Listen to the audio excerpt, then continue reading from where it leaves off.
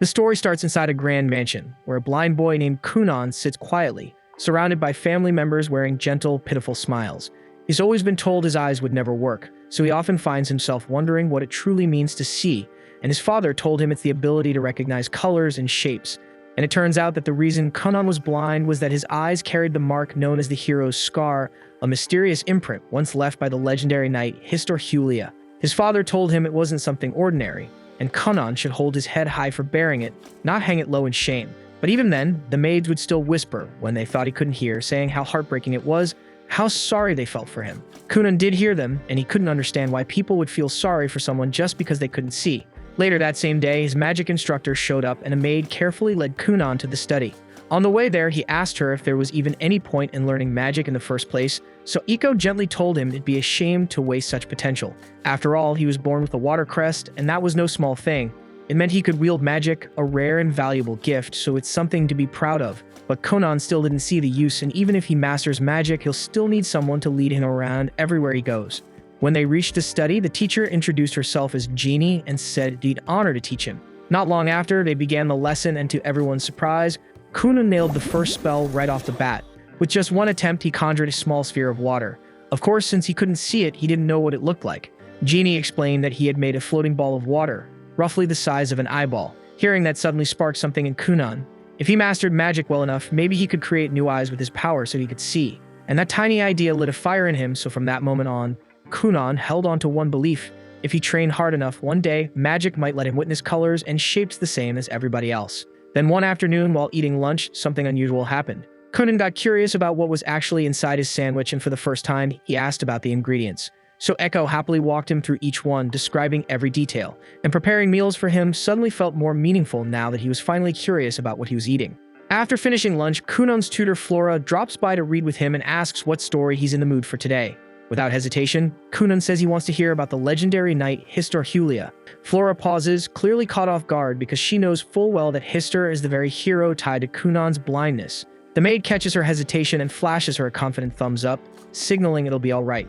Flora nods, agreeing to go ahead, but gently asks Kunan to tell her if the story becomes too upsetting. But he assures her it won't be an issue, saying he wants to absorb every piece of knowledge he can, no matter how heavy. As Flora begins recounting the tale, Kunan learns that ages ago, the world's champions clashed in a brutal war against the Demon King. Histor, hailed as the nation's greatest warrior, managed to strike down the Demon Lord. Though it cost him dearly, he emerged victorious, but with one arm and one leg lost in the fight. Ever since that battle, it's said that some of his descendants are born incomplete, missing limbs, eyes, or other parts of their bodies. So these children are often labeled as the hero reborn or bearers of the hero's scar. But even as he listens, Kunan quietly brushes it off as nonsense. Deep down, he knows this has nothing to do with him. His life isn't some echo of a heroic tale, it's his own, and what truly matters isn't a myth or a legacy, it's what he can accomplish through magic. He doesn't care about some legendary scar. What he cares about is unlocking the full potential of his power, and he's already made up his mind. He'll figure out a way to craft new eyes using magic, no matter what it takes. But the sheer amount of magical training he throws himself into eventually pushes his young body past its limits, and he ends up collapsing from total exhaustion. Iko rushes to his side and hurries him back inside to rest. Once he's had time to recover, Kunan, more determined than ever, realizes he has to step up both mentally and physically.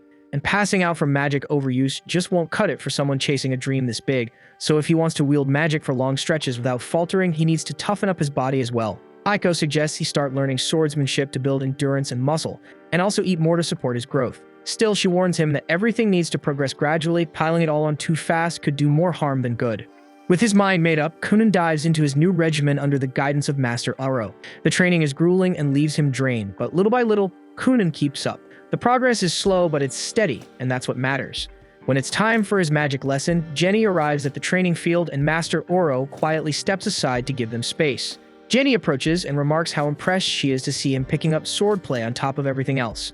Kunan nods, confirming that he's been working at it, explaining that if he's serious about his goal, he's going to need a ridiculous amount of stamina to back it up. Genie had always seen Kunan as the quiet, brooding type, but today he feels entirely different. There's no trace of that empty look in his eyes. Now there's purpose burning behind them. They get started on their magic session, and Genie asks him to perform the same spell they practiced last time.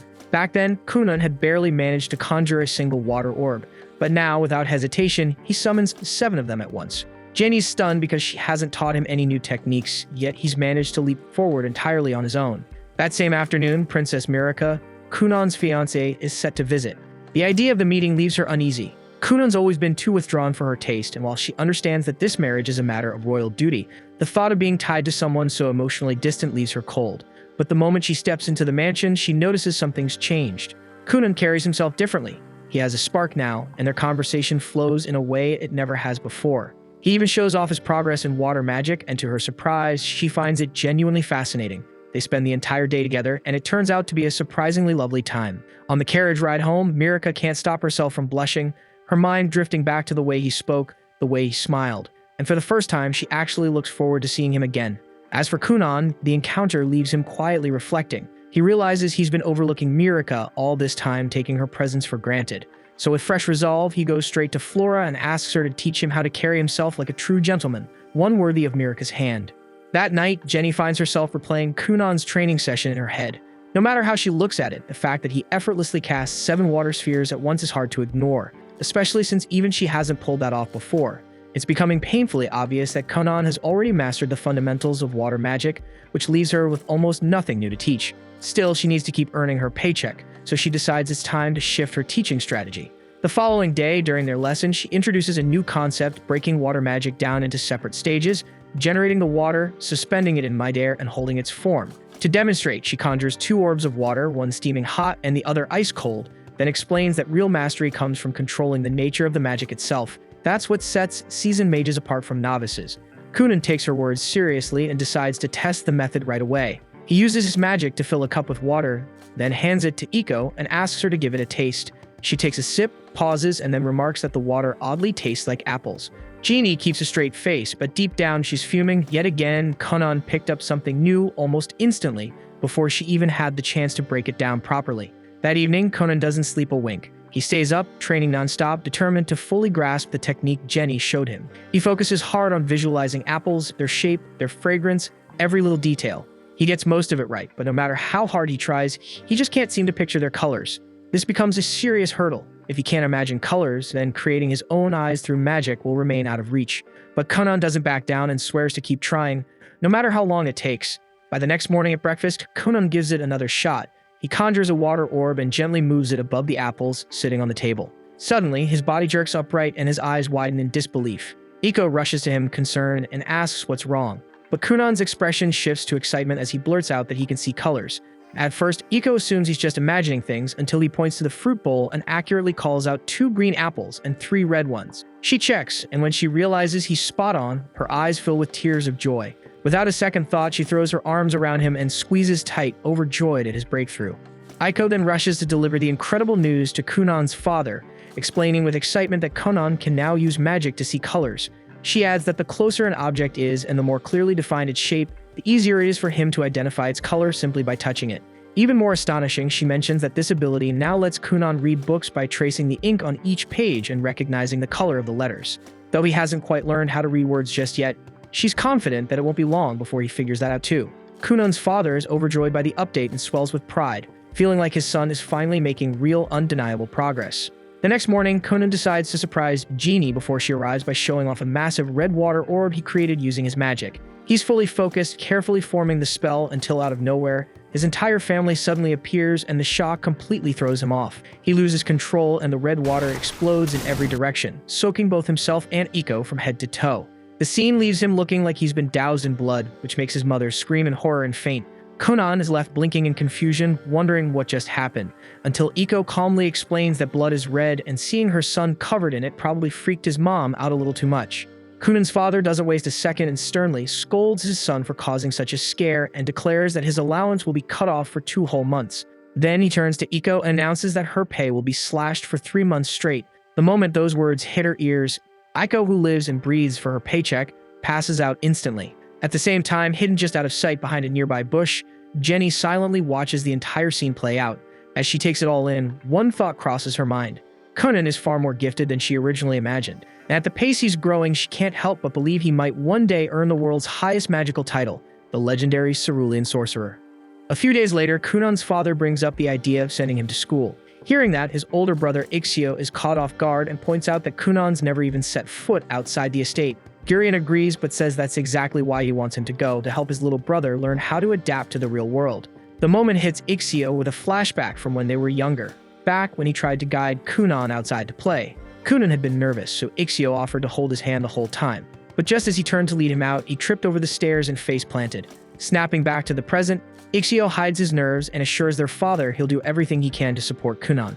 The following morning, Iko watches with amusement as Kunan plays around with a bowl of water. He explains that he enchanted the dish with magic and turned it into a fortune-teller's tool for fun. Iko jumps at the idea and asks him to use it to check if her long-lost youth is still alive. He grins and tells her she's still in her prime. Not done yet, she teases him by asking if he can tell her who her future husband will be. Kunan smirks and says that someone as gorgeous as her will never have a shortage of admirers. Flora watches the two bicker and banter and starts second-guessing whether it was smart to teach Kunan how to joke like that in the first place. Later, Flora starts a lesson with him, all while Kunan keeps cracking jokes like a pro. She wonders if he's headed down the path of becoming a shameless flirt, but deep down, she's just happy to see how much he's changed. His smile is brighter now, and his mood lighter. After the lesson wraps up, Iko takes him outside to meet his father. Feeling chilly, she asks him to conjure up some warm water balls. Kunan does so, but feels uneasy because he can't help but wonder why his dad would want to see him this late. Akko tells him not to worry since he hasn't done anything wrong, unless you count that blood explosion incident a while back. Kunan fires back that she's the one who talked him into it in the first place, but he admits it was kind of fun. Before long, they reach the main estate where the head butler, Balin, greets them. Not long after, Kunan's older brother shows up and leads the two toward their father's room. As they walk, his brother asks if Kunan needs a hand getting around. Kunan quickly shakes his head, reminding him he can sense his surroundings just fine now. His brother nods, though the memory of messing up last time still lingers in his mind. Shortly, they step into a room where both of Kunan's parents are already waiting. Once Kunan and his brother go inside, Iko and Balin stay outside the door. Then Gurion turns to Kunan and asks if he's open to the idea of attending a proper school. Kunan shuts it down immediately, saying he doesn't want to be a burden on others who'd have to look after him all the time. He adds that he's got something important he's working on at home and wonders if it's really that big of a deal not to go. Gurion explains that while it's normally mandatory for noble kids to attend school, he managed to get a special exemption from the Emperor so Kunan could stay home due to his condition. Kunan's not thrilled, he suspects favoritism and says as much, but Gurion waves it off and tells him to stay focused. He tries once more to get Kunan to change his mind about staying home, but Kunan dodges the subject and instead asks if he can get his allowance back. That sets Gurion off and the two of them dive straight into a heated back and forth. Thankfully, his wife steps in and reminds him why they're even having this talk. Regaining his composure, Gurion gets back on track and explains that this is about Mirika. He points out that any noble who skips their duties ends up shunned, and if she marries someone seen as uneducated, the backlash would fall on her too. That hits Kunan harder than expected, and after thinking it over, he finally agrees to give school a shot. Still annoyed by the whole situation, Kunan is at least a little comforted when Gurion clarifies that he doesn't have to attend full-time, just show up for the yearly advancement exams. As long as he shows up 5 times for tests, he'll qualify for graduation, and that bit of news actually lifts Kunan's spirits. Ixio jumps in to remind Kunan that both he and Mirika are upperclassmen, so they'll help him settle in. His mom perks up, excited at the thought of getting her son's uniform ready. She calls Iko, and the two of them head out to get Kunan's measurements with Ixio trailing after them. Gurion stops him just before he can leave, warning that some nobles might give Kunan and Mirika a hard time at school. Ixio takes the hint and assures him he'll keep an eye out and support his brother as best he can. The following morning, Kunan tells Mirika he's decided to enroll. She lights up, clearly happy that they'll get to spend more time together. Kunan admits he's a little nervous about being in a brand new place, so she tells him not to worry, she'll make sure he's taken care of. He thanks her, but can't help thinking that they might stir up some drama with her fanboys. When he brings it up, Mirika tries to brush it off like it's nothing, which makes Kunan suspicious. He asks if she's even popular at school, and she quickly sits up straighter, proudly saying that 5 guys have a crush on her. Kunan just sighs, realizing he'd better brace himself for dealing with some jealous punks. Afterward, Kunan slips into his uniform, getting ready for his first day at school. As he steps outside toward the carriage, Iko can't help but gush over how good he looks, and Kunan fires back with a smug joke about his irresistible charm before climbing into the carriage. But right before they set off, he casts a water-based spell to coat the wheels in a soft gel. After saying goodbye to his family, Kunan finally heads off toward the city.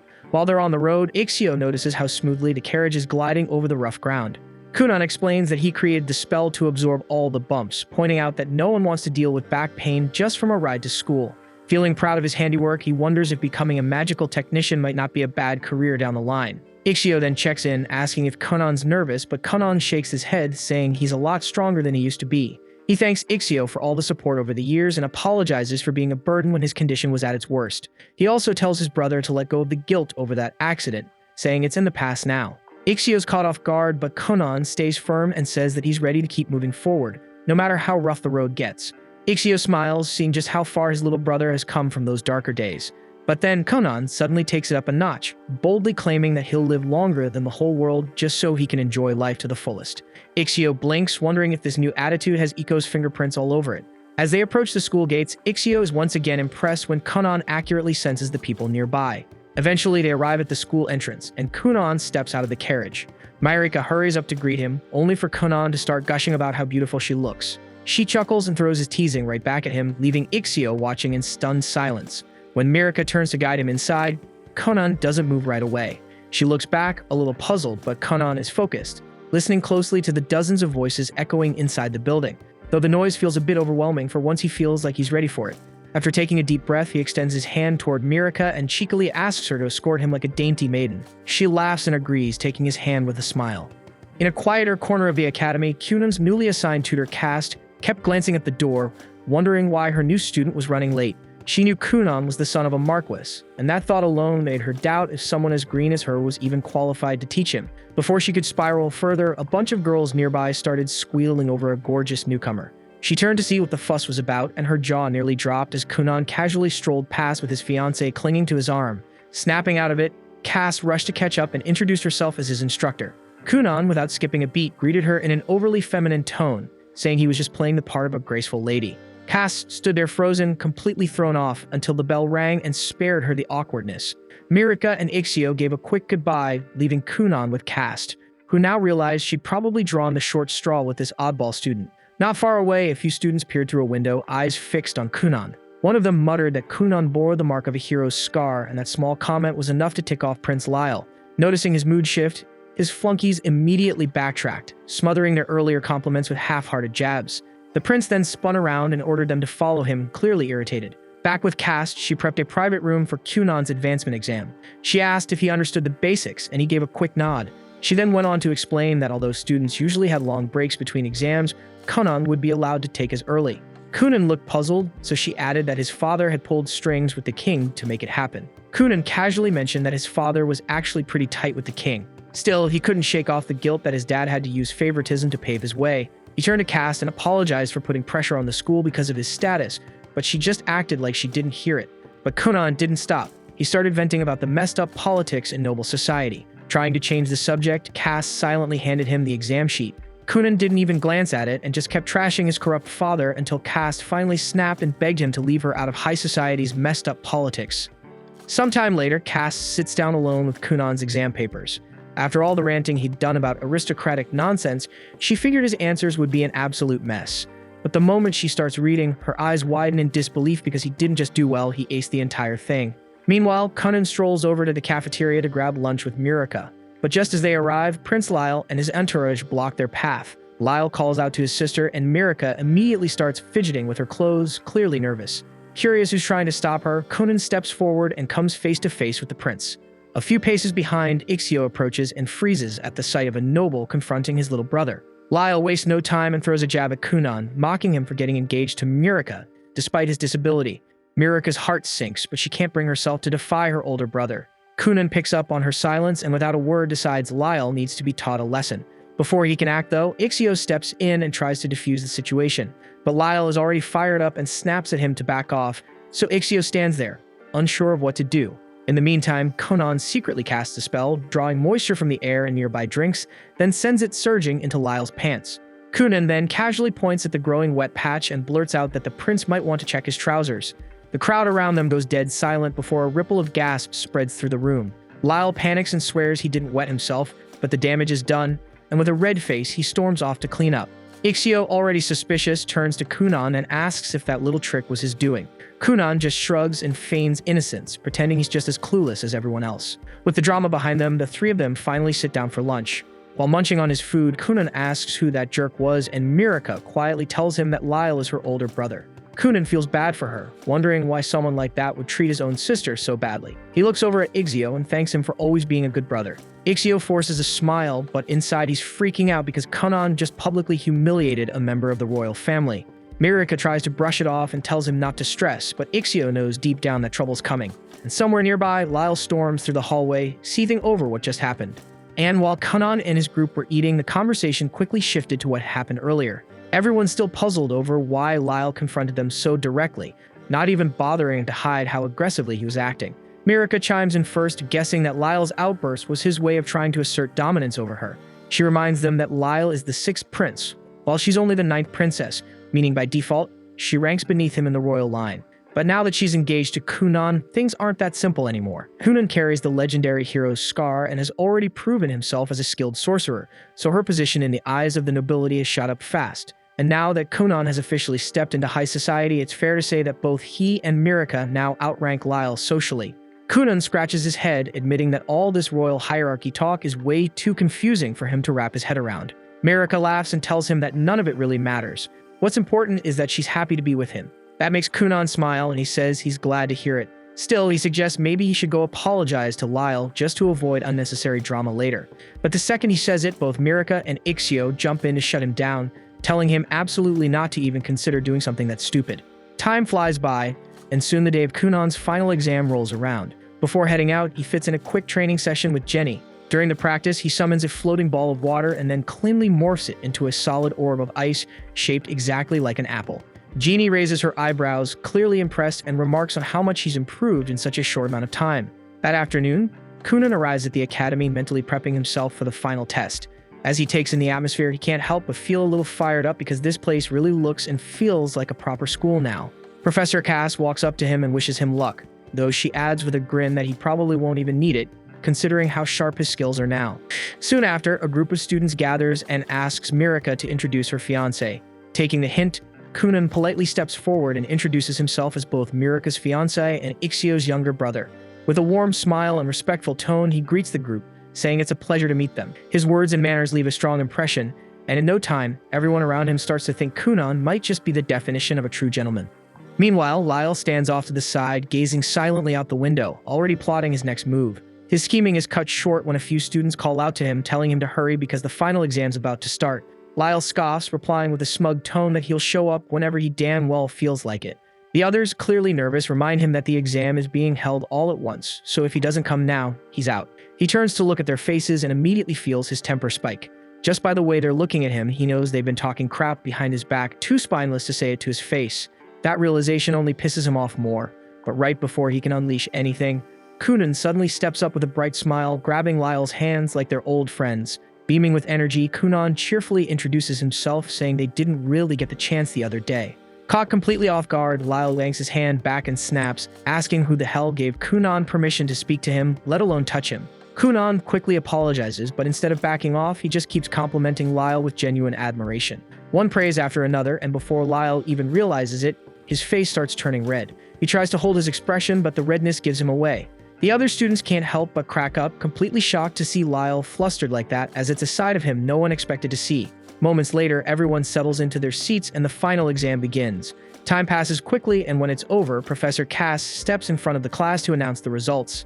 Instead of writing names or numbers, she simply draws a flower on the board, her way of saying everyone passed. The classroom bursts into cheers as students congratulate each other, relieved and overjoyed to have cleared the exam. With everything wrapped up, Kunan hops into his carriage and waves goodbye, telling the others he hopes they'll meet again someday. As soon as he returns to the mansion, he jumps straight back into training with Jenny. She tells him to make a ball of water and split it into 10 equal parts. Kunan does it effortlessly and adds that he's been working on something new. With a grin, he transforms one of the water balls into a small bird, and it flaps its wings and takes off into the air. Jenny watches, stunned and speechless. A few seconds pass before she drops to her knees, realizing with a heavy sigh that there's barely anything left she could teach him. Not long after, the two sit down for a quiet tea break. That's when Jenny finally gathers the courage to be honest with him. She tells Kunan flat out that she truly has nothing left to teach him. According to her, he's already mastered every form of basic magic, and once he moves on to more advanced spells, he'll easily leave her in the dust. She confesses that it's been like this for a while now. She just kept throwing together odd little exercises, hoping to stay useful somehow. The moment she says that, Kunan bolts upright in protest. He tells her he's known for a while, but it was those very exercises, random or not, that helped him expand his magic. He insists that without them, he never would reach this level. Then he suddenly asks if she's trying to walk away because the pay isn't good enough, and says if that's the problem, he'll just tell his dad to give her a raise. But Jeannie shakes her head, her tone quiet but firm. She tells him it's the opposite. She can't keep accepting such a generous salary when she's no longer earning it. She doesn't want to be paid like a teacher when she doesn't feel like one anymore. She walks over to him and gently places both hands on his shoulders, locking eyes with him as she says she's reached her limit. She repeats it clearly. There's nothing more she can teach him, but Kunan refuses to hear it. He begs her to keep making those exercises, even if they're just smoke and mirrors meant to fool him into thinking he's learning. He says he doesn't care if they're fake. If it helps him grow, then it's more than enough. Still, Jenny doesn't flinch. She meets his eyes and tells him, plain and firm, that she just can't do it anymore. After saying that, she turns her back to him and walks away. As she makes her way home, she thinks about everything Kunan has accomplished, the talent, the drive, the things she never imagined a kid could pull off. Then something sparks inside her. A fire she thought had long gone out suddenly ignites again. If Kunan can aim to become the cerulean sorcerer, then so can she. There's no way she's letting herself get left behind by her own student. It's not too late, not for her.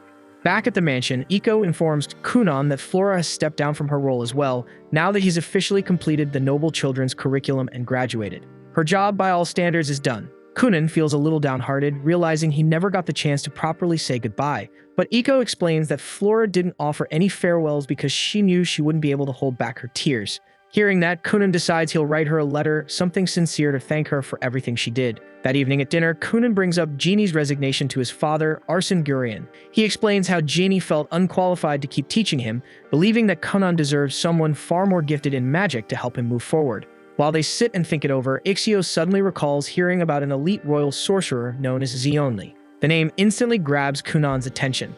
Without hesitation, he says he wants Zionli to be his next teacher. But before the idea can even settle, Arsene cuts in and shuts it down immediately. He explains that requesting a royal sorcerer is next to impossible. Those mages operate directly under the crown and don't take private students. They're too important to leave the castle and almost never accept outside requests. But instead of backing down, Kunan starts cooking up a plan. He says he'll tag along during his father's next castle visit, pretend to get lost inside, and when one of the royal sorcerers shows up to help him, he'll somehow charm them into becoming his mentor. Arsene doesn't even let the idea breathe.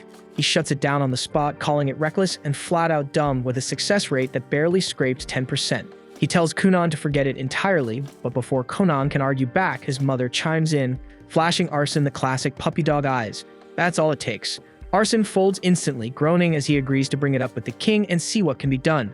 A few days later, a Grandmaster within the castle receives Kunan's formal request for royal tutelage. At first glance, the man barely gives it a second thought and is seconds away from tossing it aside. But the moment he notices the name Kunan Gurian, bearer of the hero's scar, he pauses, interest flickering in his eyes. A few days pass after that, and Kunan finally receives a summons from the royal palace to appear before the kingdom's royal sorcerer. He climbs into a carriage with his father, who looks genuinely pleased with how everything has played out.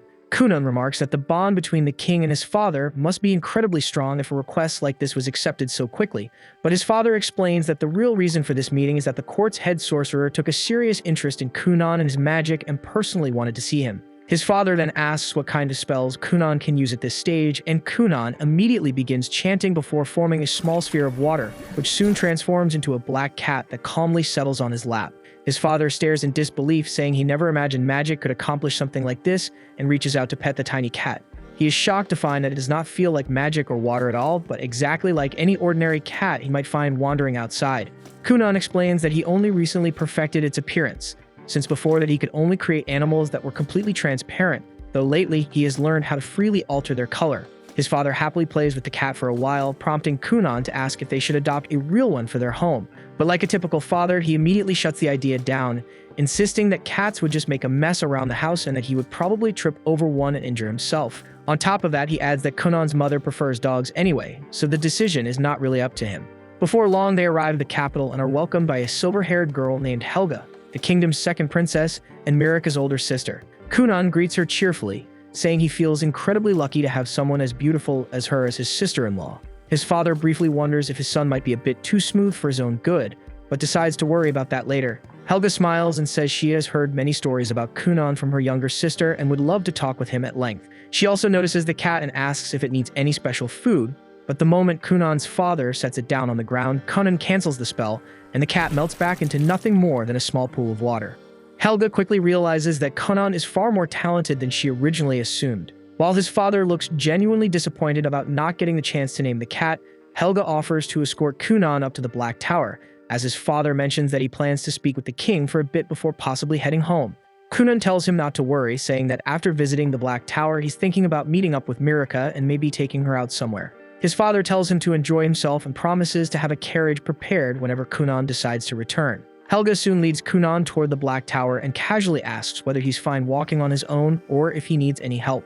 Kunan says he's completely fine, then immediately starts bombarding her with questions that leave her utterly confused, since every one of them is insanely complex when it comes to magic. She tells him that she can't possibly keep up with such a deep discussion while walking and instead asks if he knows how many children the current king has. Kunan admits he never really thought about it, so Helga explains that the king is an absolute powerhouse who has 7 princes and 10 princesses. She herself is the 2nd princess, while Mirika is the 9th. But what makes their kingdom especially unique is that the line of succession doesn't follow the usual rule where the eldest son automatically inherits the throne. Instead, they practice something known as a meritocracy, where every prince and princess is judged based on their abilities, talents, and dedication to their chosen path. Because of this system, even the youngest royal child has the same chance of claiming the throne as the oldest. Helga goes on to explain that she has already stepped away from her own claim by choosing the path of a mage, dedicating herself fully to refining her skills and becoming one of the country's greatest wizards. As they move through the corridors, Kunan suddenly feels an inexplicable pull toward a nearby window, where he stares absent-mindedly toward a dark tower in the distance, sensing countless different magical presences coming from it. Not long after, Helga shares something she considers extremely important, warning him that there is a real chance he could be dragged into the succession struggle for no good reason. She advises him not to align himself with any faction until he is absolutely certain of his stance, and cautions him to never say anything that could later be twisted and used against him to damage his reputation. In exchange for all that valuable advice, Kunan decides to return the favor by showing Helga a unique trick of his own. He freezes a thin film of water beneath his shoes, forming a slick layer of ice that lets him glide forward almost like he's skating. Helga instantly falls in love with the idea and excitedly tells him to try it on her too. Kunan quickly casts the spell again, and before long, the two of them are sliding through the corridors like a pair of reckless idiots, laughing as they go, while the guards scramble to chase them down since they can't risk Helga getting hurt. But sadly for the guards, Kunan and Helga are far faster than expected and manage to leave them behind. Their luck doesn't last long though, as a knight spots them and immediately gives pursuit. Kunan asks if they should stop, but Helga is having way too much fun and insists they can probably outrun him. That confidence turns out to be misplaced as the knight catches up to them and drags them outside into the garden, where they receive a proper scolding. Afterward, they are escorted toward the tower, where Kunan is finally introduced to Rondamund Actard, the kingdom's head sorcerer. Just standing before him makes Kunan feel small, and he realizes just how vast the world truly is. He had thought Helga's magic was impressive, but compared to Rondamund, it feels like she's on an entirely different scale altogether. Rondamund immediately asks if Kunan was born with a water crest, and Kunan confirms it, though he admits he doesn't really understand much about crests in general. Rondamund explains that there are 7 types of crests a mage can possess, each tied to a magical affinity such as fire, water, earth, wind, light, darkness, and foul. On top of that, each crest is ranked from 1 to 5 stars, making Kunan's 2-star crest a fairly common case. Helga adds that she herself is also a 2-star wind mage. Kunan quickly gets it, joking that he can feel the difference immediately, saying that he and Helga are like American processed cheese, while Rondamund is more like an artisanal wheel of aged Parmesan. Rondamund agrees that the comparison works well enough and then reveals that his own crest is actually 4-star. Right after that, he leads them down to the training grounds below and tells Kunan that he plans to test him a little to assess his magical ability. Kunan feels a bit nervous, wondering if passing this test might mean gaining a royal mage as a tutor, but he doesn't get much time to dwell on it, as Rondamund immediately calls over an older student who also serves as a royal mage and instructs him to display his water magic. The mage chants his spell, and in an instant countless droplets of water bloom into the air, forming an intricate, shimmering pattern. Rondamund turns to Kunan and calmly tells him to overpower the boy's magic with his own. Kunan immediately recalls what Genie once explained to him, that his talent isn't limited to creating water, but also extends to manipulating any water already present around him. Up until now, that has never been an issue, but he has never once tried to seize control of water created by another mage. He realizes that Rondamund has casually thrown him into a situation neither he nor Jenny ever considered, forcing him to adapt on the spot. With no time to hesitate, Kunan decides to try anyway and pushes his will toward the silver-haired mage's water. At first, it feels like it might work, but he quickly hits a wall as the droplets begin to resist, firmly held in place by the other mage's magic. Rondamund watches closely, clearly intrigued by what might happen next. Kunan refuses to give up, pouring all his strength and stamina into the attempt to force control. To everyone's shock, Kunan manages to tear 2 of the water spheres away from the seasoned mage before the spell is finally shut down. Kunan collapses to his knees, gasping for breath, while the silver-haired mage honestly admits that he never imagined a mere boy could wrest control of even 2 water spheres from him. He turns to Rondimond and declares that he would gladly take Kunan on as his student, only for the other mages to immediately speak up as well, all expressing their desire to have Kunan as their pupil. Rondimond shuts them down at once, saying he wants to see more of what Kunan can do and tells Kunan to create something of his own choosing. Kunan immediately shapes his water magic into a trampoline, and without hesitation, Rondimond jumps onto it, bouncing around like he's having the time of his life. The other mages quickly line up, eager to try it themselves, wanting to understand how it works and whether they could replicate it. Rondimond, however, tells Kunan that he wants him to stay the night at the castle so they can further explore the limits of his abilities. Kunan apologizes and explains that he already has plans since he has a date with Mirika and needs to take her out to dinner that evening. Right then, Helga asks if he can create any other animals with his magic, or even humans. Kunan answers that he can do both and immediately forms a human-shaped doll made of water magic, modeled after his maid. It isn't fully perfected yet, so the figure is still slightly translucent, and he hasn't fine-tuned the movements either, which makes it a bit awkward for now. The young mage then asks if the doll can actually do anything, and Kunan brings up the time he tried to make one fly, though it didn't go over well since the doll ended up looking pretty stupid while doing it. Rondimond instantly takes interest, leaving Kunan no choice but to demonstrate. He starts messing around with the doll, sending it flying back and forth through the air repeatedly, which ends up scaring half the people in the castle.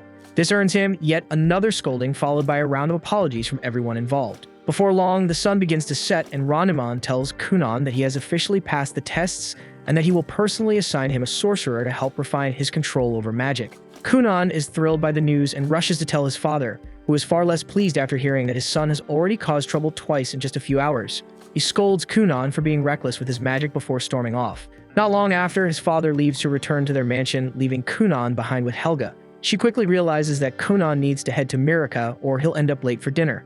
Helga suggests that they use magic to get there faster, otherwise they won't make it in time, so they decide to try a little experiment. Kunan creates a large bubble of water, and Helga uses her wind magic to push it forward, sending them soaring through the sky like they're riding a magic carpet, reaching the area near Mirika's chambers in no time at all. Unluckily, Helga forgets to slowly ease off her magic and cuts it completely, causing them to plummet straight down. They end up getting caught by the Knight Dario for the 3rd time that day, who is visibly fed up and delivers yet another long lecture, while Mirika waits nearby in her dress, still expecting her Prince Charming to arrive. Mirika's losing it, pacing back and forth like a storm's brewing in her chest, stressed out wondering if Kunan's even going to show. The maid tried to ease her nerves, suggesting maybe Kunan just got caught up at the academy and that's why he hadn't arrived yet. Thankfully, not too long after, a knock echoed through the room. The maid answered the door to find a guard standing there, announcing that Kunan had finally shown up and was waiting outside for the princess. By the time she turned around, she was stunned to see Mirika already posted up on the couch, sipping her tea like a queen who hadn't just been losing her damn mind minutes ago. Before the maid could even open her mouth, Mirika had already slipped out the door, power-walking her way straight to her fiancé. She spotted Kunan waiting at the bottom of the stairs, where he immediately apologized for showing up late, then hit her with some smooth talk, saying the moon looks stunning tonight despite being blind as hell. He reached for her hand, which she gave with a soft smile, and just like that, he led her to his ride and whisked her off to a high-end restaurant. Once they stepped inside the place, the staff wasted no time offering them some overpriced sparkling water, fancy stuff only people with actual money would entertain. Not that it mattered, because these two weren't exactly scraping coins. As they settled in and started sipping, Mirika's maid quietly observed Kunan's polished posture and the way he carried himself, pure noble vibes. Mirika broke the silence first, asking if he'd had time to swing by the Black Tower today. Kunan lit up at the question, sharing how he actually met her older sister there, and that every mage he encountered was straight up incredible, especially the second Princess Helga. He added that he passed the mage assessment too, though he still had no clue who his mentor was going to be. The guy kept laying on the charm throughout the night, and Mirika was clearly vibing with it, even if her maid still found some of it kinda cheesy. But hey, young love's messy like that, so whatever. After dinner, Kunan hit her with something bold. He gently held her arm and told her that while this kind of dinner might only happen once in a while for now, but after they got married, he'd make sure every damn night felt just like this. Even the maid, who usually rolled her eyes at this kind of thing, was caught off guard. Maybe those hours spent watching overly dramatic romance clips online weren't such a waste after all, because even she had to admit Kunan might not be such a cringelord after all. Mirika kept her composure like a proper noblewoman, calm and graceful the whole way back until the door shut behind her. The moment she stepped into her room, all that elegance vanished. She spun around and collapsed onto her bed, giggling like a kid, heart racing as she replayed everything Kunan had promised her, and she couldn't stop smiling. A couple days later, Kunan made it back to his mansion. He was tucked away in his study, busy scribbling down a report, when Iko's voice rang out from the yard. She was knee-deep in laundry and called out for a hand. And right away, Kunan raised his hand and whipped up a bubbly storm of enchanted water that blitzed through the grime in seconds. Iko gave him a quick thanks, but Kunan just sighed, saying he was in the middle of wrapping up that report and now it'd be delayed. Iko rolled her eyes and told him to quit being such a shut-in bookworm, but Kunan explained that he needed to get it all down while it was still fresh in his head. Iko shot back that nerds don't get girls, and if he kept hiding from the sun like some cave troll, he was going to end up short and scrawny. Kunan paused as the brutal truth hit him that girls really do go for tall guys, but Iko leaned in with a teasing smirk and said she'd still pick him, as long as he was packing heat where it counts. They ended up chilling under the shade of some drying linens, and Kunan casually asked if a reply had come from the Black Tower yet. It was still radio silence, and it looked like they hadn't picked his tutor. But just a few days later, like magic, a letter showed up. To his surprise, the letter revealed that none other than Zonli, the devilishly charming archmage himself, had been assigned as Kunan's mentor. Kunan wasn't sure what to think. He'd only ever heard stories about the guy from his mother. But Iko is fangirled hard, swearing up and down that Zonli was the hottest man alive, and immediately started spiraling about her weight and hair, panicking over how she'd look if she accidentally bumped into him. Meanwhile, over at the castle, Helga paid Mirika a visit and casually dropped the news that Zonli had been selected to teach Kunan. Mirika lit up with excitement, thrilled that Kunan would be learning under the best of the best. Helga, on the other hand, let out a sigh and admitted that she had secretly wanted the job. Kunan was way more fun than most students, and teaching him would have been a blast. While walking through the corridor, Mirika catches sight of her two older sisters, Avril and Lydalia, standing there with smug smirks plastered on their faces. She halts instantly like a deer in headlights, but luckily Helga's right by her side, which helps her keep it together. But Eve just has to open her mouth, pretending she's concerned while clearly trying to stir shit, throwing a jab about how everyone's been buzzing about Kunan lately. Then she drops the bomb, saying they're not even married yet, just engaged, so Kunan technically still has the freedom to fall for any other princess he fancies. That jab hits Mirika right where it hurts, making her visibly uncomfortable. But Helga doesn't let it slide, and she claps back without hesitation, calling both sisters washed-up F-tier nobodies, saying even if Kunan had working eyes, he still wouldn't waste a glance on them. That shuts them up real quick, their cheeks burning red with rage before they storm off, snapping that Helga should stop acting like a thug and try acting like a proper princess for once, especially since she's already been written up by a knight 3 times. Back at Kunan's estate, he's sipping on tea with Iko, his mind drifting as he tries to picture what his new teacher might be like. Meanwhile, Iko's off in her own world, blushing hard just thinking about Zonli and how she'll finally get to see him in person. Out of nowhere, a carriage pulls up outside. Mirika steps out first, catching Kunan completely off guard with her surprise visit, but he doesn't waste a second before turning on the charm, laying it on thick about how he needs mental prep to handle being near someone so beautiful. What he doesn't realize is that Zonli is still sitting inside the carriage, silently listening to every cringeworthy line, wondering what kind of mess he just got himself dragged into. Kunan, of course, is still going off, even making weird comments about how Mirika probably changed her soap. Eventually, Zonli's had enough and steps out of the carriage. Kunan freezes and instantly picks up on the overwhelming shift in presence and knows without a doubt that this man is Zonli. Echo, meanwhile, is having a silent meltdown, but Kunan's too focused on the pressure rolling off Zonli like a storm cloud. His magical aura alone is enough to rattle anyone, and Kunan instantly knows that this guy isn't just strong. He's on a whole different level, leagues beyond any mage Kunan met at the Black Tower, and he might even be stronger than the Grandmaster himself. Mirika notices the look on Kunan's face and asks him if something's wrong, but he brushes her off and steps forward to greet Zonli, introducing himself properly. Zonli casually shrugs and says he couldn't care less, making it clear he has zero patience for bratty kids. Akko, meanwhile, is baffled how a mage can be this damn rude, yet somehow that bookworm brain of hers finds it kinda attractive. Zonli doesn't sugarcoat it. He flat out says he never asked for this babysitting gig and that the Grandmaster basically dumped it on him. Kunan, unfazed, just shrugs it off and says they're all stuck playing along with the rules of politics and seniority, so what choice do they have? Dario takes that moment to introduce himself properly as Mirika's personal guard, while Kunan gives him a quick apology for all the chaos he stirred up earlier. They eventually gather for some tea, but Zonli's clearly not thrilled, especially with how Mirika and Kunan keep tossing flirty remarks back and forth. Their back and forth gets so cheesy he finally cuts in, tells them to cool it, and reminds them he's here to talk magic, not listen to some corny teen drama. With a smirk, he decides to mess with Kunan a bit and throws out a question and asks if the kid knows anything about compound magic. Kunan calmly answers that it's an advanced technique where the caster merges multiple spells into one. Zonli then pushes further, wanting to know how many spells he can juggle at once. But the answer that comes next catches him way off guard. Kunan tells him he can pull off 31 spells at once, and sometimes push it to 32, though he admits it gets shaky there. Xianli actually perks up at that and admits even he can't go beyond 50 spells, which blows Kunan's mind since he didn't think anyone could hit that number. Xianli asks him how the hell he broke through the 20-spell ceiling. Most people hit a wall there. Kunan just shrugs again and says he stacked a bunch of spells together like building blocks, one on top of the other. Xianli can't help but be impressed because he didn't expect someone to figure out that kind of technique on their own. It suddenly makes sense why so many other mages were pissed that he got the chance to tutor Kunan while they were left out, even though they were the ones who welcomed him to the Black Tower. Back then, Xianli didn't get what the fuss was about. Sure, they said Kunan was promising, but even they probably didn't realize just how much of a freakishly rare talent he really is. Xianli finally starts giving a damn and stands up from his chair, telling Kunan to prove he's not all bark and no bite because he's not about to waste his time on a kid who can't back up his big talk. Then, without blinking, he tells Kunan to grovel and beg him to become his tutor. Mirika instantly thinks there's no way in hell Kunan would ever lower himself like that, only to be proven hilariously wrong as Kunan folds instantly, calling Xianli the greatest sorcerer alive, going on about how amazing he smells, and even joking that a straight guy like him could totally fall for a dangerously hot mage like Xianli. Xianli, creep the hell out, tells him to cool it and zip it before things get any weirder. Then to test the little freak, he raises his hand and casts a spell, and suddenly a thick wall of dirt rises up from the ground. He tells Kunan to destroy it if he can, using whatever tricks he's got. But just before Kunan makes a move, Xianli casually throws in a request and says he wants to try out that waterbed he keeps hearing about.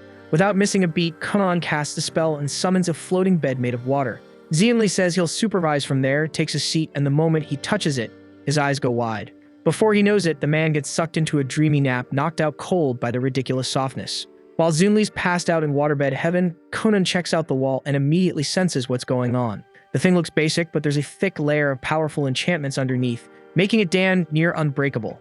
Turns out Xianli had stacked more than 40 layers of magic on top of each other, but Kunan doesn't panic. Instead, he calmly sits down next to the princess and pours her a cup of tea. He figures they'll just chill until the guy wakes up, only then will he bother breaking it. 2 hours crawl by before Xianli finally wakes up, rubbing his eyes as the sun dips below the horizon. He looks around, sees his wall still standing, and asks if Kunan gave up. Kunan just sips his tea and tells him he was waiting. And now that he's awake, it's time. The boy walks up to the wall and uses a spell, releasing a stream of soapy water that gently eats away at the dirt. Slowly but surely, the wall melts down. Xianli watches, grinning, realizing Kunan didn't try to brute force it like most idiots would. Instead, he picked the clever route, and that moment seals it. Xianli officially takes him in as a student and tells him to be ready.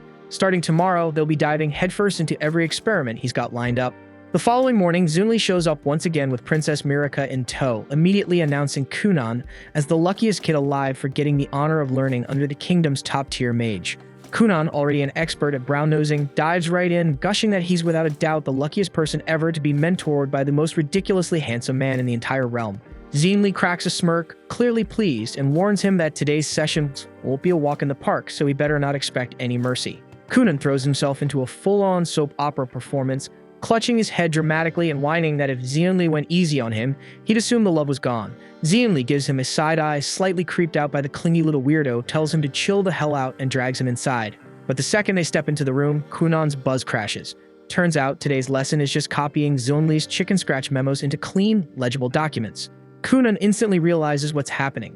Xianli's just dumping his paperwork on him out of sheer laziness. Kunan was all hyped to dive into cool new spells, and now he's stuck playing secretary. Still, he knows there's no getting out of it, so he sucks it up and agrees.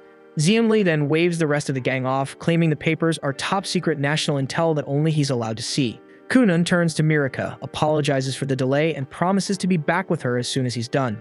Mirika gives him a smile and heads out with the others. Once they're gone, Xianli casually tells Kunan to recreate that waterbed he whipped up yesterday. Kunan casts the spell with ease, forming a soft, warm water mattress. Without a word, Xianli flops onto it and knocks out instantly, snoring like he's clocked out from life, and Kunan sighs and gets to work. Meanwhile, outside in the gazebo, Mirika pulls Iko aside and quietly confides that she's been secretly training with a sword the past few days, but swears her to keep Kunan in the dark. Iko's taken aback since it's pretty rare for a princess to pick up swordsmanship, but she nods and agrees to stay silent. Shortly after, Mirika suits up, grabs her wooden sword, and steps out onto the practice grounds to spar with Dario. It's obvious she's still green, but she's picking things up fast, driven by a fierce desire to improve. She's determined to become someone worthy of standing beside Kunan.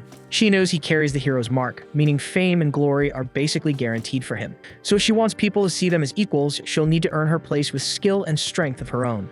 Back upstairs, Kunan's still hunched over the ancient parchments, trying to make sense of the cryptic mess. The handwriting is so atrocious it's nearly impossible to tell if he's looking at letters or some deranged attempt at a diagram. While he's in the middle of wrestling with one especially indecipherable memo, Zonli finally stirs from his nap, looking fully recharged.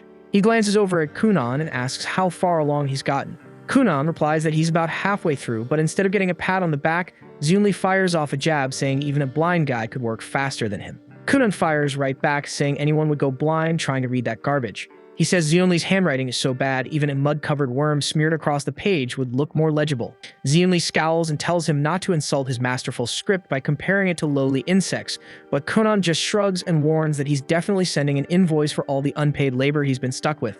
Zionli tells him not to get cocky, that this is part of his training.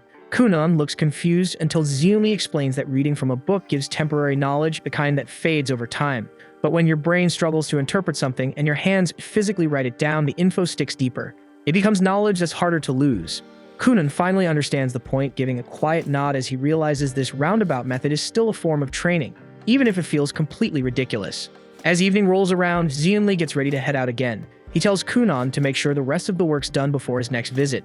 But just before he steps out, Kunan stops him and asks about some weird-looking markings on one of the memos, and they kind of look like a spell. Zionli pauses, thinking it over, and says it'd be faster to show than explain. He tells Kunan to swing by the capital next time, and he'll demonstrate it in person. Kunan lights up at the idea and immediately spins toward the princess, promising that he'll see her again soon. The following morning, Kunan makes his way back to the capital and gears up to enter the Black Tower once more. As soon as he shows up, the royal mages swarm him, excited to see him again and throwing out a barrage of questions. But before he can get a word in, Zionli appears and tells him to follow. Helga stops Zionli with a horrified look and asks if he's seriously planning to take Kunan into that room, the demon room, but Zionli doesn't bother with an answer. He just turns to Kunan and tells him to summon the water bed. Kunan casts it without a hitch, and just like that, all the nosy students are out cold and snoring. As they continue walking up the stairs, Zionli suddenly turns to Kunan and asks if he knows anything about magical weapons. Kunan answers that magical weapons are special gear capable of channeling a user's magic. Zionli nods in approval and explains that there are mages out there whose sole job is to craft magical weapons specifically for the royal magicians. With that, he opens the door to his study, revealing a space buried in layers of dust and littered with scrolls from wall to wall. Kunan's eyes light up, practically buzzing with excitement as he dives into the mess, flipping through scroll after scroll, stumbling across tons of spells he's never seen or tried before. As he digs deeper into the pile, he finds a rare magic book, one that's only handed out to elite royal mages, and proudly announces that he's about to pull some good old-fashioned nepotism to get his hands on it. He spins around, grinning, and tells Zionli that he wants to stay here forever. Zionli chuckles and tells him he doesn't need to live there because one day the whole place could be his if he wants it. Then he shifts focus to a box in the center of the room, explaining that he's been developing a magical device for months, and the diagram Kunan saw yesterday was actually a blueprint of that very invention. Kunan steps forward and opens the box, only to find nothing inside. Baffled, he looks up at Zionli and asks what this thing's even supposed to do. Zionli explains that he's working on a machine that can give people whatever they want without lifting a finger. For example, if someone wants an apple, the machine would produce it. Kunan's eyes light up again, saying he'd love something like that, but with pancakes instead. Zionli nods and says that with Kunan's water magic, they can finally begin testing and maybe even release it to the public. He says his earth magic can handle the outer framework, while Kunan's water control is perfect for crafting the delicate internal mechanics. Kunan realizes this thing might actually be a game changer and agrees to team up with him on the project. Not long after, they head downstairs for lunch, where the headmaster of the mages starts chatting with Kunan about a legendary school of wizardry and witchcraft, a place where mages from every corner of the world gather to study. Kunan's never even heard of it, and the idea gets him hyped, but Zionli tells him not to get ahead of himself. Only mages who are at least 12 years old are eligible to apply, since Kunan's only 10 right now, there's nothing he can do yet. 2 years fly by since that moment, and the day finally comes for Zionli to put Kunan to the test. They stand before Mirika and the others, and Kunan braces himself, ready to respond to whatever Zionli's about to launch at him with his water magic. Zionli gives a knowing smile and fires off a flurry of earth spikes, hurtling straight at Kunan. Without missing a beat, Kunan combines multiple spells, forming droplets of water that absorb the impact and bounce the energy back in the form of a crashing wave that breaks right at Zionli's feet. Zionli grins and declares that Kunan has passed.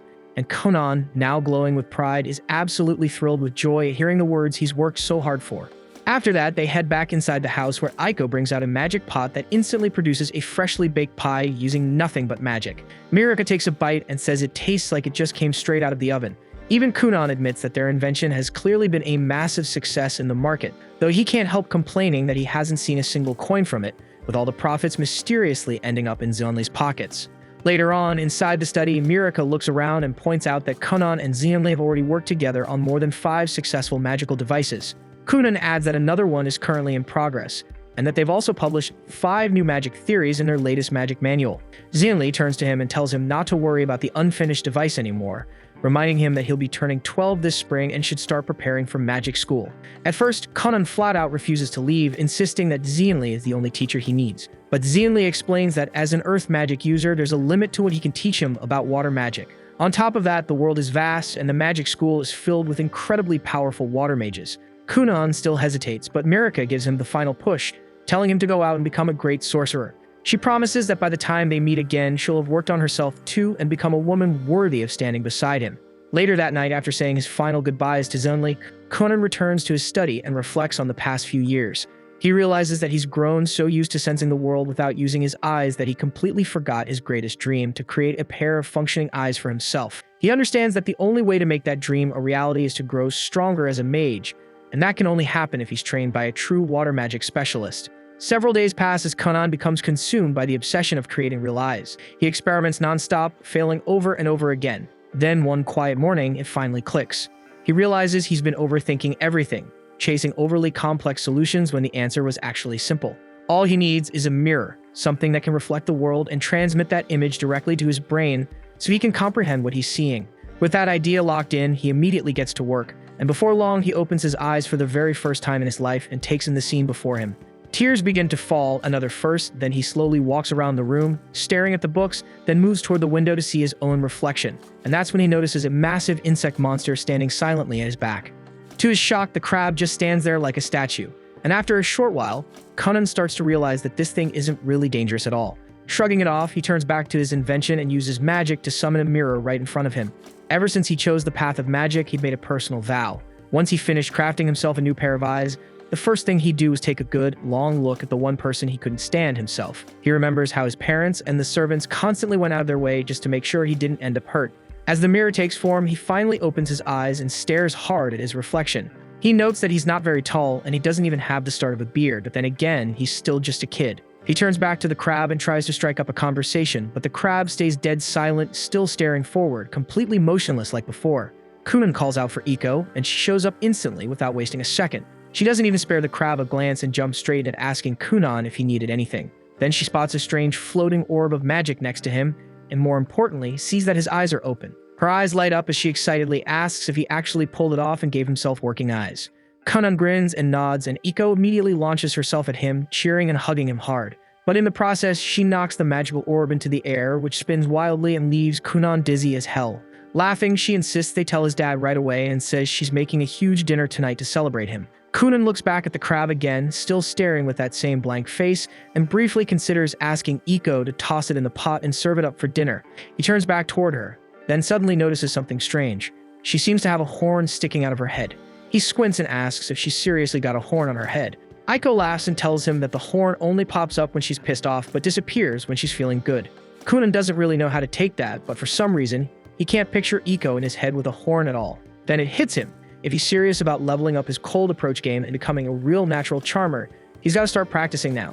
So without missing a beat, he starts flirting, telling her the horn gives her a surprisingly fierce look. Iko stares at him, totally unsure how to respond to that, so they both just head outside like nothing happened. This is the first time Kunan can truly see the outside world with his own eyes, and he stands out in the open field, staring ahead at a breathtaking view of wide grassy plains, distant mountains, and a castle standing proudly in the center. But strangely enough, what he sees isn't what any normal person would. Instead, all the colors look flipped, like the settings are messed up and never calibrated properly. The sun appears pitch black to him. The bright blue sky looks like a faded purple, and the grass has turned into a pale, lifeless blue. Even Kunan feels uneasy because none of the books ever mention a black sun or a purple sky, and something clearly feels off. Iko walks up behind him, helps him put on a cloak to shield him from the cold, and tells him they should head toward his parents' manor to share the good news.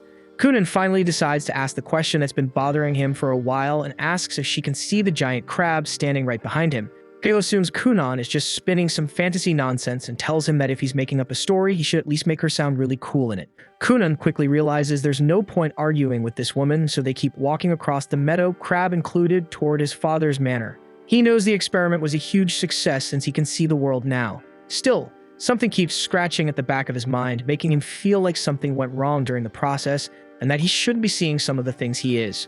Once inside the manor, he finally sees his brother for real this time, and his mother and brother are both overwhelmed with happiness when they hear that he can finally see. His mother breaks into tears, smiling as she looks at him, while his brother praises him for accomplishing something no one has ever managed to do before. Kunan, however, can't really focus on all this emotional nonsense, because what he sees is wild. His brother has a stunning pair of wings, looking like he just walked out of a pride parade. Meanwhile, his mother's eyes are two completely different colors. Kunan thinks they both look cool as hell and wonders why nobody ever mentioned any of this to him before. He tells his mother she looks like a heroine straight out of a princess play, and admits that even his brother looks ridiculously cool too. He turns to his brother and bluntly asks if their parents are some kind of discount angels. But like everyone else in this family, his brother treats direct questions like a personal attack and shrugs, saying he doesn't really know.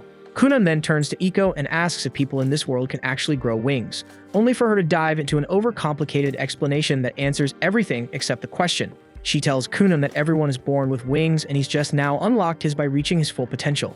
At that moment, Kunan realizes he's completely surrounded by lunatics, while he decides that the crab, the horn, the weird eyes, and the random feathers are all hallucinations, stuff only he can see, which clearly means something's messed up. Suddenly, he hears his father running into the room and wonders what kind of absurdity he'll see this time, and sure enough, his dad looks like he walked straight out of a messy game show punishment.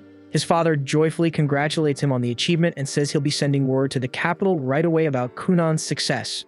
Everyone eventually clears out, leaving just Kunan and his brother behind.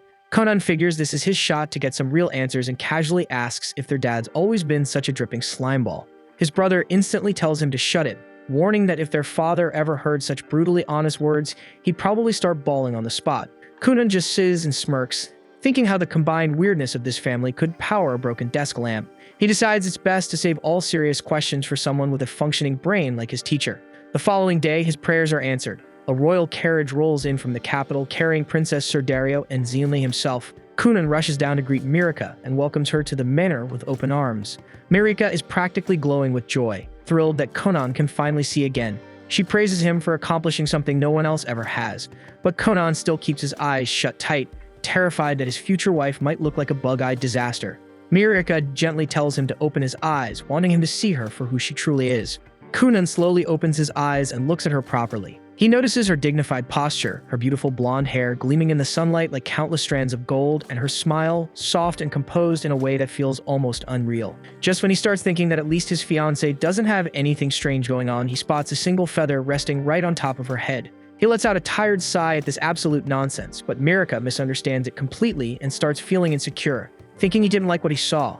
Kunan immediately switches on his natural charmer instincts and reassures her, comparing her to a dove's feather drifting freely through the sky. Right then, Dario steps out of the carriage and casually adds that this dove has been improving rapidly with the sword, and at this point she's more of a hawk than a dove. Kunan then notices a stunning ethereal sword resting on Dario's back and instantly asks about it.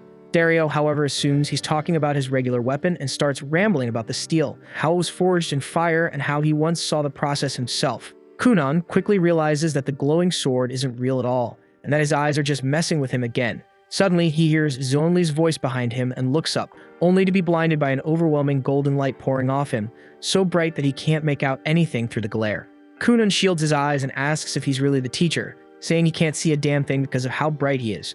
Zenli assumes Kunan is just flattering him and replies proudly that he's always radiant, overflowing with brilliance. Kunan has no idea how to get these self-absorbed idiots to understand what he's actually saying. Still covering his eyes, he tells Zonli that he needs to talk to him in private and manages to drag him into a separate room, where he finally explains everything he's been seeing. Zenli just bursts out laughing at how ridiculous it sounds, unable to believe that Kunan sees Mirika as a girl with a random quill sticking out of her head. Kunan snaps back, telling him not to brush this off because he definitely doesn't want to marry Mirika while he's stuck walking around with a giant crab at his side and his future wife has a feather on her head for no reason at all.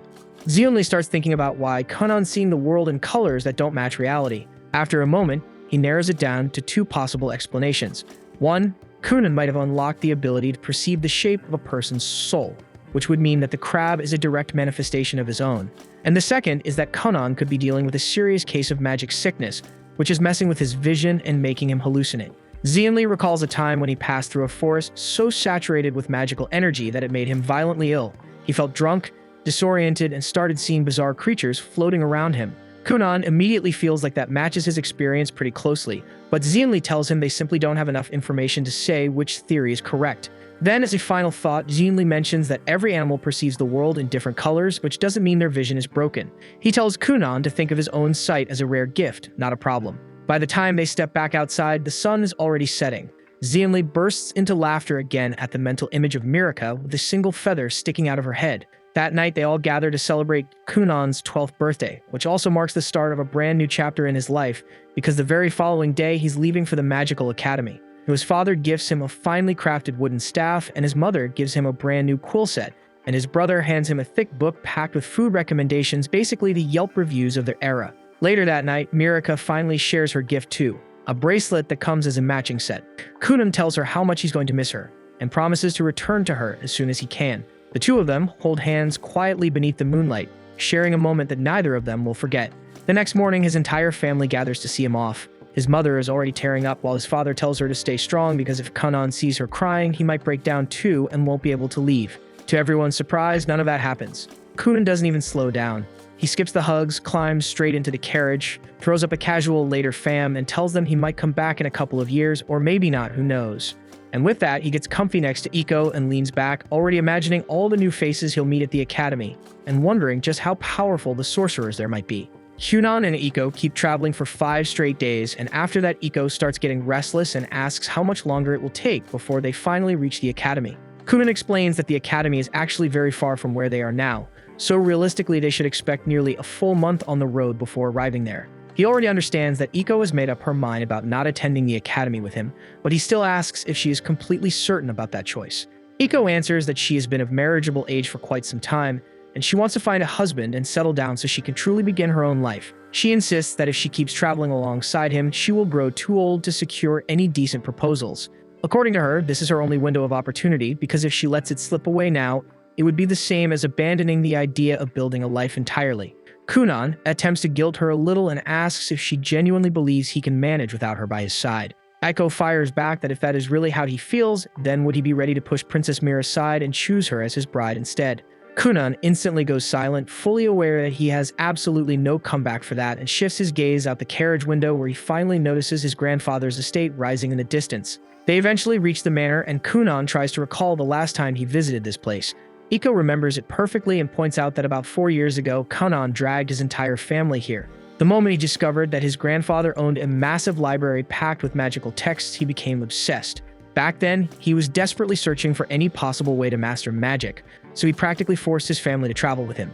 He even went as far as performing an embarrassingly dramatic viral dance routine until they finally gave in and agreed to make the trip.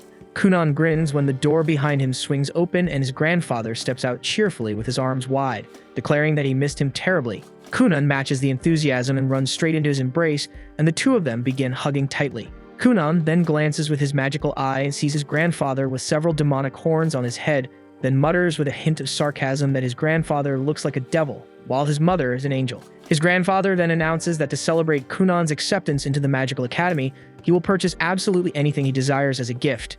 Ako quickly tries to step in, clearing her throat and saying that before he goes overboard, Kunan's mother asked him to read the letter she sent.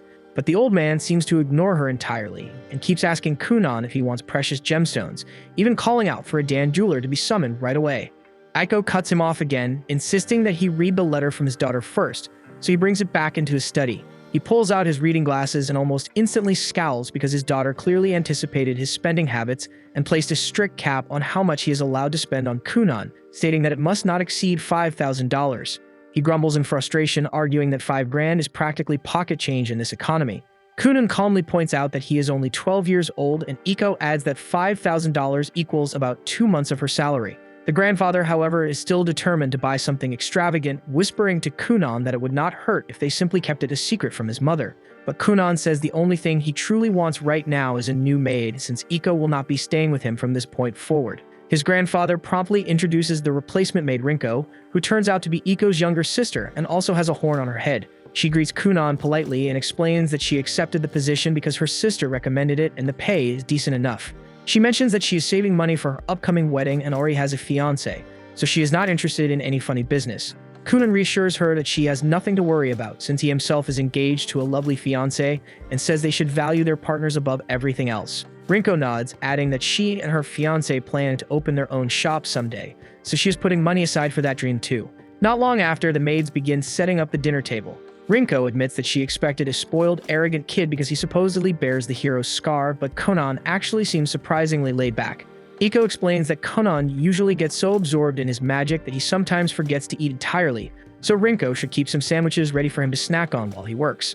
That comment brings back a flood of memories for Iko about everything she has experienced with him. When Conan's father first hired her specifically to look after his eccentric son, she did not quite know what to expect. But over time, she grew genuinely attached to him, and they went through countless ups and downs together. She recalls the first day he put on his school uniform and the first time he managed to see her with his own eyes. The memories make her chest tighten and she turns to Rinko, telling her that no matter how famous Conan might be, he is still just a kid. That means he tends to trust people too easily, so it will now be Rinko's responsibility to protect him from any kind of danger, no matter what form it takes. Rinko says that Conan has a naturally charming vibe and knows exactly how to flatter a woman, which basically makes him a walking magnet for every girl at the academy. With that kind of smooth talk, there is a real chance he could turn into a full-blown heartbreaker. Aiko cannot even handle the idea and snaps at her sister to cut it out, insisting that Conan is a literal angel and would never stoop to something like that. The following day, Kunan finishes packing his things and prepares to leave when Iko steps into his room to inform him that the carriage is set and waiting. He thanks her sincerely for everything she has done for him up to this point, saying he would never have grown into who he is today without her support. He mentions that it might be several years before they meet again, and Iko tells him not to stress because she will be waiting and will probably be married by then, maybe even holding her own child. They share a tight embrace, and afterward, Conan climbs into the carriage with Rinko. His grandfather desperately asks him to stay and secretly live at the manor instead, but Conan ignores the plea and signals the driver to move, leaving both his grandfather and Iko behind. On the road, Kunan turns to Rinko and asks if she is truly fine leaving her fiancé for so many years, since it could be a long time before they reunite. Rinko assures him that it is not a problem because they already discussed it thoroughly. Since they are saving up for the business they want to start, the money is necessary. Kunan becomes curious and asks what kind of shop they plan to open. Rinko answers that they decided on a restaurant because she genuinely enjoys cooking, and if the place ever flops, maybe they'll end up on a reality cooking show and earn the privilege of being roasted by a world-famous chef. As the days pass, they gradually approach their destination until they finally cross into the kingdom of Durashik, famous for its deep connection to magic. They stroll through the streets, and Rinko quickly notices that nearly everything in town revolves around magic. While passing by a shop, Kunan spots several fascinating magic books displayed in the window and immediately steps inside to check them out.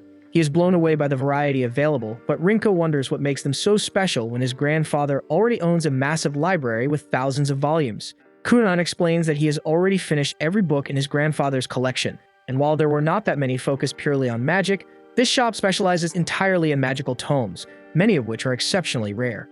Rinko then questions if he plans to purchase anything, but Kunan tells her they would need to drop an insane amount of money for that. Rinko sneaks a look at the price tag on one book and nearly chokes when she sees that a single volume can cost up to $5 million. She says she could work several lifetimes and still not make that kind of cash, and that even a quarter of that amount would be enough to launch her restaurant and a few extra branches on top of it. Kunan just laughs and explains that these magical tomes are completely unique, which is exactly why owning even one costs a ridiculous fortune. Just before they step out, a woman wearing glasses approaches them and asks Kunan if he is a magician studying at the academy. Kunan gives her a polite smile and says he is only an applicant for now. The woman looks intrigued and asks him to demonstrate what kind of magic he can perform. Kunan decides to show off a little and conjures a tiny cat with his magic. The move lands perfectly because she instantly scoops the cat up and starts cuddling it, saying it is one of the most adorable things she has ever seen. Kunan asks if she is a magician too, but she replies that she was not blessed with enough talent for it. Still, she adores magic, so she chose to work in this field anyway. She adds that this year in Durashik will be especially intense because the saint from the Holy Kingdom is enrolling at the academy as well. Then she brings out a book, claiming it is a first edition written by the legendary sorcerer Xianli, and says she is willing to sell it to him at a generous discount, but Conan politely refuses and walks out with Rinko. She questions why he turned down such a good deal, but Conan calmly answers that the book was most likely a copy he personally produced back when he was collaborating with Xianli himself. Afterward, they step into another shop that sells every kind of clothing imaginable. Rinko begins trying on different outfits while Kunan runs his hands over the fabrics, carefully feeling the textures. He asks the shopkeeper what creature the fur came from, and the man answers that it was taken from a dark fox. Kunan pauses for a second, then casually creates a dark fox right there in front of him. The shopkeeper nearly jumps out of his skin because the animal feels completely real to the touch, which leaves him utterly baffled. So Kunan explains that he can reproduce anything as long as he understands exactly how it feels. The shopkeeper's mind starts wandering, and he awkwardly asks if Kunan could make a woman for him too. That comment sets Rinko off, and she snaps at the desperate guy to control himself, flat out calling him an insult before storming out of the store.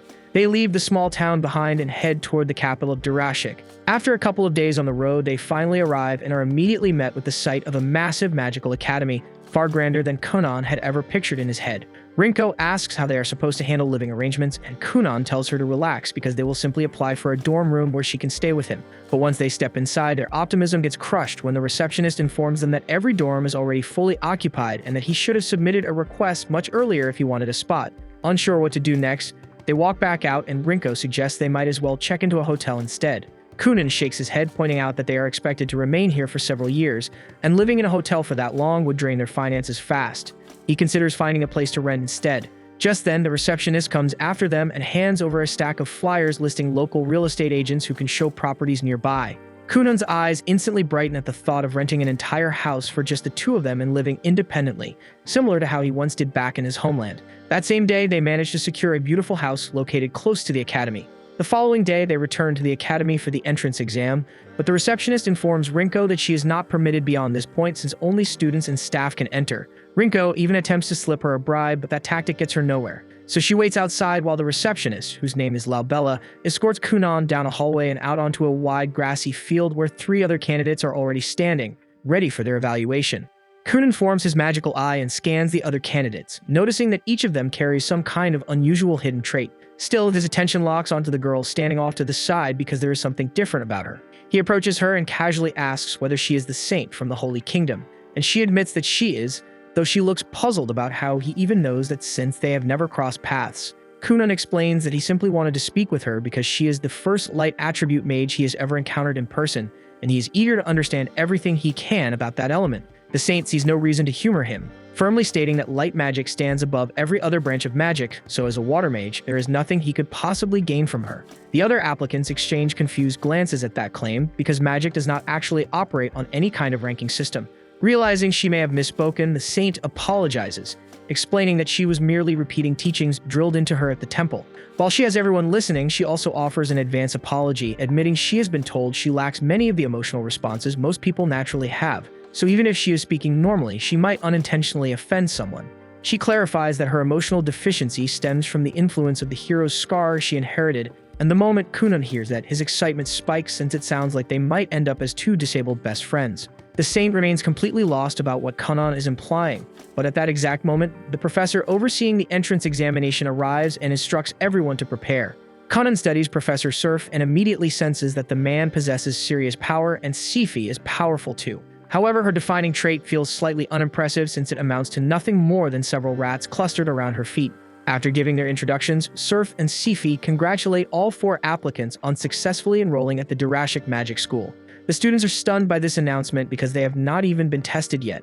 Surf clarifies that admission here is practically assured as long as you are a mage. The saint is taken aback because she had been warned that the entrance exam was extremely challenging. Surf admits that the academy spreads that rumor intentionally to maintain an image of prestige. In truth, considering that all 4 of them possess magic crests, which are incredibly uncommon, rejection was never on the table. Kunan feels slightly let down after spending so much time preparing to pass the exam, but Surf reassures him that there will still be an assessment, so his hard work was not entirely for nothing. At this academy, students are divided into 3 tracks, and the first tier is referred to as fundamentals, where mages who are just starting out can study the core principles of magic. The second tier is labeled teacher-assisted, which is essentially standard guided magic lessons. And the third tier is known as independent research, and it basically means your magical ability has already reached such a high level that you're allowed to explore however you like as long as you stay within the law. Kunan feels a rush of excitement hearing this, since the thought of being allowed to pursue independent research sounds perfect to him. But Surf clarifies that the advanced tier is reserved only for elite mages, so qualifying for it and completing it will be anything but simple. Kunan's enthusiasm only grows because he's eager to find out what kind of challenge awaits him, but for some reason his upbeat attitude seems to irritate Sifi. The opening stage of their evaluation is a hands-on exam, so Surf instructs each person to step up one by one and announce their crest type, its rank, and how many spells they are capable of casting. Hank goes first, stepping forward and stating that he possesses a 2-star fire crest and is able to cast 7 spells. Surf then asks him to showcase his strongest technique, so Hank performs a fire trail spell. Kunan watches with interest because although the fire technique itself is basic, its special feature is that it travels along a route Hank outlines with his magical energy, giving it countless possible uses. When Hank finishes, a swirling pattern has been scorched into the grass, and Surf nods in approval before calling the next applicant. The next boy introduces himself as Rhea and explains that he holds a 2-star wind crest. He adds that he can perform 8 spells. Surf looks impressed and is quietly rooting for Rhea since they share the same wind affinity, though his final judgment will still hinge on how skillfully Rhea handles his magic. Rhea prepares to unleash his top spell, but before doing so, he cautions everyone to move back because it packs a bit of force. The group retreats, and Rhea lifts his wand toward the sky, drawing in a massive amount of magical energy before releasing a powerful wind surge into the ground. The technique he just demonstrated is intermediate-level magic, pulling energy from above to generate a fierce gust, which leaves Kunan seriously impressed. The following applicant is Reyes, and she calmly announces that she possesses a 3-star light crest and can cast up to 5 spells. Her strongest technique is healing magic, but since nobody is hurt right now, she opts to demonstrate her second strongest ability instead, a concentrated beam of light used for offensive magic. Kunan is blown away because an attack made of pure light like that is nearly impossible to dodge unless you anticipate it before she even finishes casting. He is honestly curious to witness what other abilities her light element can unleash, but unfortunately it is already his turn to step forward. Kunan introduces himself and states that he carries a 2-star water crest, though he is limited to only 2 spells, the water sphere and the bubble technique. Surf is taken aback by this revelation, especially because he had been specifically instructed to make Kunan's examination unusually difficult. Kunan looks confused and asks what he means, so Surf explains that he received 2 separate letters of recommendation on Kunan's behalf. One came from the Grand Mage of Julia, and the other was written by Xionli. The moment Xionli's name is mentioned, every student in the room reacts with surprise, since none of them realized Kunan had ties to such a renowned figure. Kunan is more shocked that everyone seems familiar with Xionli, but Surf clarifies that nearly every academic mage knows that name. As it turns out, Seifi shares a somewhat strained past with Xionli, which explains her cold attitude toward Kunan as his apprentice. In any case, because Xionli himself requested that the difficulty of the exam be increased, Kunan shrugs and agrees without hesitation. Surf then initiates the test by forming a swirling wind barrier around his body and informs Kunan that his task is to overcome him under those conditions. The spectators immediately assume the challenge is hopeless.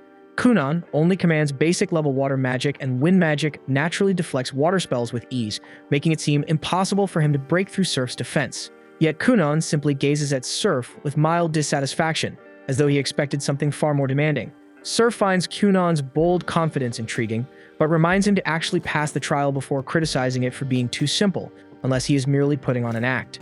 Kunan refuses to lose face in front of Reyes, especially since he still hopes to build a connection with her, so he accepts the challenge without hesitation and begins by summoning dozens of floating bubbles that surround Surf from every direction. Surf is genuinely impressed that Kunan managed to produce that many, but he brushes it off, saying it is useless because bubbles like that will never penetrate his barrier. Kunan, however, is not even close to finished and calmly increases the number of bubbles, dyeing them crimson and sending them spinning violently around Surf's shield. Now, if Surf dares to drop the barrier, he will instantly be swallowed and carried off by the raging bubble storm. Even then, Surf refuses to admit defeat and tells Kunan he will need to raise the stakes if he wants to win. Kunan simply forms a chair out of water beneath himself and sits down like he has all the time in the world, telling Surf that the fight is practically settled already. He explains that he can maintain this bubble vortex for 2 full days without stopping, and since there is no time restriction, he is more than happy to wait until Surf collapses from exhaustion. After all, a spell like that barrier must be draining a ridiculous amount of mana, so Kunan estimates Surf can only hold it for half a day at best.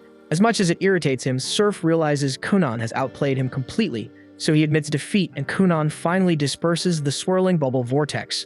The moment it ends, Kunan immediately turns toward Reyes and starts pressing her to show him more of her magic. With this phase of the exam concluded, Surf gathers the students and escorts them into a classroom, but Kunan continues bothering Reyes, trying to convince her to demonstrate more spells. He even goes as far as inviting her out for a parfait date to spark her interest. Yet Reyes flatly refuses, saying she has no desire to show off her abilities. Surf cuts in, calls for everyone's attention, and tells Kunan to knock off the flirting because the next stage of the exam is about to begin, and Reyes needs to stay focused before her interview. Kunan nods in understanding, and Seifi calls Hank in as the first candidate. While Hank is inside, Kunan asks Surf what kind of questions the interviews involve. Surf admits he cannot give a clear answer since the subject shifts depending on who is being evaluated, so Kunan will just have to find out when his turn comes. With nothing better to do, Kunan starts asking Surf about wind magic as they wait. Surf does not mind and allows him to continue. After everyone else finishes their interviews, Surf asks Kunan what he would have done earlier if the battle had included a strict time limit. Kunan replies that if waiting it out had not been an option, he would have attempted to merge his bubbles with Surf's barrier and seize control of the wind itself. Surf asks him if he truly believes that is achievable, pointing out that he has never encountered a method like that before. Kunan admits he has never actually tested it, but his instincts tell him it should be possible, since seizing control of a spell from within ought to be far simpler than attempting to override it from the outside. In his opinion, water magic is the most adaptable element because it can slip through and infiltrate almost anything, though he cannot declare it the strongest yet since he still has not worked out the precise mechanics required to push it that far. At last, it is Kunan's turn for the interview, and Seifi arrives to escort him to the designated room. When they reach the entrance, Kunan pauses, slightly confused because his magical perception cannot detect anything beyond the door. He asks Seifi to describe what is inside. Only then does she remember that Kunan is blind, and she quickly apologizes before explaining that the interior resembles nighttime. She offers to guide him in if he cannot see, but Kunan reassures her that he will manage and steps inside on his own. For the first time in quite a while, he experiences complete darkness, as even his magic eye fails to perceive anything. Then suddenly his magic eye is forcefully dispelled, and he becomes aware of 7 presences encircling him. One of the figures advances toward him, mentioning that she was once Zhongli's mentor. Kunan immediately interrupts and politely asks her to stop approaching, explaining that he is engaged and prefers not to stand too close to other women. The woman is taken aback having heard that he was flirting with Reyes earlier. Kunan quickly clarifies that it was not flirting at all, only genuine curiosity about Reyes' magic, which is an entirely different matter. Deciding to move on, the figure asks whether he gained any new insights today. Kunan enthusiastically describes the remarkable varieties of magic demonstrated by his fellow examinees and says he intends to analyze them carefully and adapt similar techniques into his own repertoire once he returns home. Satisfied with his response, the figure informs him that he will be assigned to the advanced class, news that delights him. She adds that if he continues to excel, she may even consider accepting him as her direct disciple. Yet before she can finish speaking, Kunan has already exited the room, having lost interest in listening further. Though being dismissed so casually stings a little, she cannot deny that Kunan is extraordinary. The moment he entered, he attempted to perceive his surroundings with a spell unlike any she had encountered before. Even if it was not fully refined, she finds herself eager to see just how far his creativity will take him. This was the end of episode 9. Subscribe to not miss the next episode.